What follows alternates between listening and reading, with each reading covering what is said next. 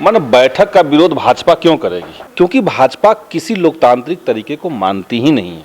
सिर्फ दुष्प्रचार, सिर्फ षड्यंत्र और सिर्फ झूठ और मक्कारी का पॉलिटिक्स, यही भाजपा की पहचान है। इसके अलावा कुछ नहीं है। हिंदुस्तान के भीतर इतिहास में इतना काला अध्याय इन लोगों ने लिखा। संसद का उद्घाटन कर रहे थे प्रधानमंत्री और पूरी बेशर्मी के साथ अपने आप को राजा की तरह प्रोजेक्ट करवाया, उनको सड़क पर घसीटा गया। तो समूचे देश को तो ये लोग सत्यानाश कर ही रहे हैं। एक सेंगोल को ला करके, जो एक राजा दूसरे राजा को ट्रांसफर करता था, सत्ता हस्तांतरण राजाओं का था, वो उसको आप संसद में रख क्यों रहे हैं? नमस्कार, NBC 24 देख रहे हैं आप। मैं हूं आपके साथ अभिषेक। देखिए, बिहार में नीतीश कुमार के द्वारा 12 तारीख को बैठक बुलाई गई है। तमाम विपक्ष के नेता अनेक जगहों से आएंगे, तो वहीं बैठक होगी। लगातार बीजेपी इसका विरोध कर रही है, तो वहीं 12 तारीख को बीजेपी बिहार में बड़ा आंदोलन करने जा रही है। हमारे साथ बात करने के लिए पालीगंज से माले विधायक संदीप कुमार सौरभ है, जुड़ेंगे, बात करेंगे। संदीप सौरभ जी, आंदोलन करने जा रही है बीजेपी, एक तरफ आप लोगों का बैठक है, उसका विरोध करेगी भाजपा?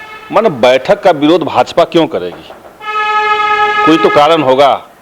अगर हम लोग बैठ करके यहाँ मीटिंग करेंगे, मीटिंग करना तो एक लोकतांत्रिक तरीका है, बैठ के बातचीत करके रास्ता निकालना, तो भाजपा विरोध क्यों करेगी?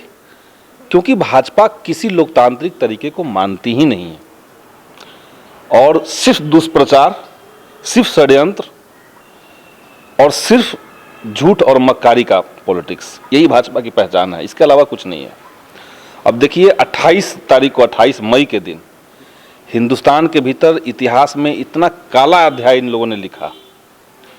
संसद का उद्घाटन कर रहे थे प्रधानमंत्री और पूरी बेशर्मी के साथ अपने आप को राजा की तरह प्रोजेक्ट करवाया।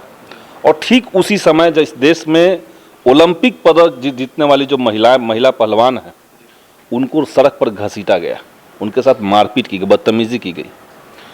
और प्रधानमंत्री, जो उन्हीं महिलाओं ने जब ओलंपिक मेडल जीता था, तो एकदम गर्व से जैसे लग रहा था कि ये खुद ओलंपिक मेडल जीत के आए हैं, उस तरीके का फोटो खिंचवाया, दुनिया भर का संदेश इनको दिया गया।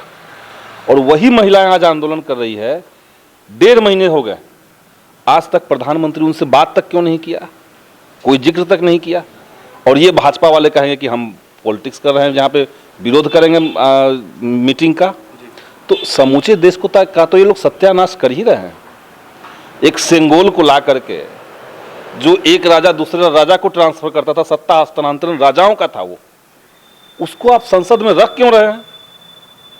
राजशाही तो खत्म हो गई ना, तो लोकतंत्र है। अब तो जनता जिसको चुनेगी उसको चुनेगी। ये तो नहीं है कि एक राजा आएगा, मोदी आएंगे और इस सेंगोल जिसको दे देंगे वो उसको राजपाट मिल जाएगा।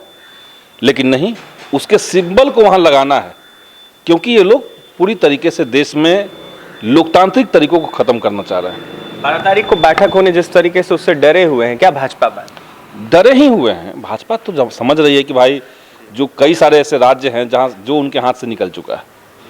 बिहार उनके हाथ से निकला हुआ है, महाराष्ट्र में उनकी दुर्गति होने वाली तय है, कर्नाटक में हो ही चुकी है, लोकसभा में भी होगी, मध्य प्रदेश ये हारने जा रहे हैं, ये तो तय हो चुका है।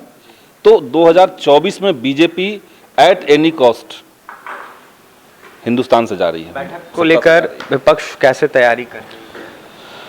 विपक्ष बैठक की तैयारी क्या? देखिए, विपक्ष के पास एजेंडा की कमी नहीं है। इस सरकार ने इतने मोर्चे पर गड़बड़ियां की है, देश की इकोनॉमी को तबाह कर दिया, तमाम संवैधानिक संस्थानों को ख़त्म कर दिया, ईडी और सीबीआई को अपने राजनीतिक संगठन की तरह इस्तेमाल किया, शिक्षा चौपट किया, रोजगार की संभावनाओं को कुचल दिया, महिलाओं पे हमले हुए, दलितों पे हमले हुए, आरक्षण के साथ धांधली हुई ईडब्ल्यूएस ला करके। तो कई लेवल पे इस सरकार ने गड़बड़ी की है। तो विपक्ष के पास एजेंडा की कमी नहीं है। अब विपक्ष जो है वो एक साथ बैठ करके, बस हम लोग यही चाहेंगे कि 24 का जो चुनाव हो, उस चुनाव में एक के खिलाफ एक का सिद्धांत बने, एक के खिलाफ एक का सिद्धांत बने, और उसमें जितने राज्य हैं, जितनी राजनीतिक दल उसमें शामिल हों, सबके साथ सम्मानपूर्वक एक सीट समझौता भी हो और एकजुट होकर के सब देश को फांसीवाद और लोकतांत्रिक हितों पर जो देश के ऊपर हमला है फांसीवाद का, उससे देश को मुक्त कराए। बिल्कुल, देख सकते हैं एक एजेंडा नहीं, कई एजेंडा है, जिसको देखते हुए केंद्र सरकार ने कई गड़बड़ियां की। बता दें आपको कि 12 तारीख को बैठक होनी है और इसको लेकर तमाम बातें तय होगी। कौन चेहरा होगा 24 में, ये भी देखने वाली बात होगी। और भी तमाम खबरों के लिए NBC 24 के साथ बने रहें। पटना से सहयोगी अमित के साथ अभिषेक की रिपोर्ट।